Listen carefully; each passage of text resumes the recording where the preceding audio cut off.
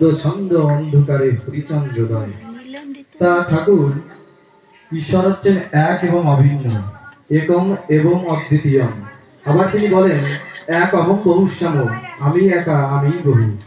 তাহলে তিনি সব, অস্পৃশ্য বলে কিন্তু কিছু নেই।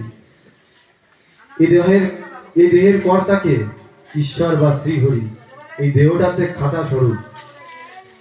এ প্রসঙ্গে তারকচন্দ্র সুন্দরভাবে বুঝিয়েছেন, যেমন পিঞ্জরেতে থাকে পাখি, পাখি বিনা পিঞ্জরের ফাঁকি, পিঞ্জরের আর সুখ দুঃখ কি, কোনো কষ্ট লাগে না। তা পাখি যে কদিন, এই খাঁচার দামও সেই কয়দিন। আর জাতপাত সম্পর্কে ঠাকুর তো বলেছেই, আমার কাছে সবাই সমান, সমহং সর্বভূতেষু নমে স্বস্তি ন প্রিয়।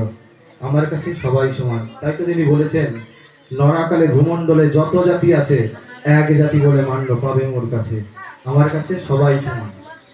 আর গুরুচাঁদ ঠাকুর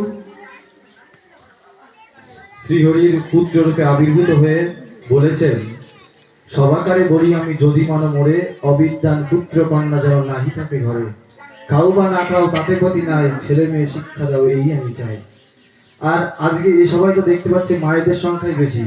পূর্বে কিন্তু মায়েদের কোনো অধিকার ছিল না, মন্দিরে ঢোকারটাই অধিকার ছিল না। যে মা স্বয়ং ভগবানকেও পেরে ধরতে পারে, যেমন রাম ভগবানের মাতা কৌশল্যা রানী, তারপরে কৃষ্ণ ভগবানের মাতা দেবকী, গৌর ভগবানের মাতা শচী রানী, আর ঠাকুর হরিচাঁদের মাতা অন্নপূর্ণা ঠাকুরানী। তাহলে ঠাকুর বলেছেন, যাদের আছে মাতৃত্ব তারাই শক্তির আধার, মাতৃশক্তি জগতের শ্রেষ্ঠ। তাই তো তিনি এক বাক্যে বলেছেন, হরিকে ধরবি যদি শক্তি সহায় কর, যোগী ঋষি সন্ন্যাসী ফকিরি পরমহংস ব্রহ্মচারী তাদের সমকক্ষ নয় যারা মায়েদের নিয়ে সংসার করে। আর আগে অল্প ত্যাগের কথাই বলতেন, কেননা ভোগী যারা রোগী তারা, ভোগের মধ্যে ভগবানকে পাওয়া যায় না।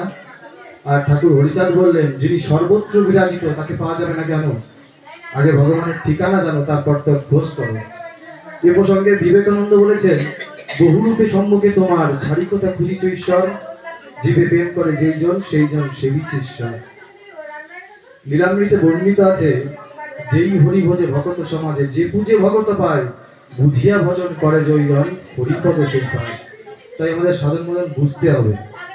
যাই হোক, সবার ঠাকুর আছে, কথা বলে একটু কথা বলে তারা, এবং দাদুর কাছ থেকে আমরা বহুবার শুনেছি, সেই মানুষ কিন্তু বেশি দূরে নেই, সবার মধ্যে আছে। এই যারা যারা আছেন প্রত্যেকেই ঠাকুর। বলতে পারেন তোমার কতটুকু আছে, তোমার বলে কিছু নেই, যা আছে সবই ঠাকুরের। তা যাই হোক, এরপরে দাদু গান গাইবে, আর সময় অনেকটাই বেশি হয়ে গেছে, তাই এই বলে আমার সংক্ষিপ্ত আলোচনা আমি শেষ করছি।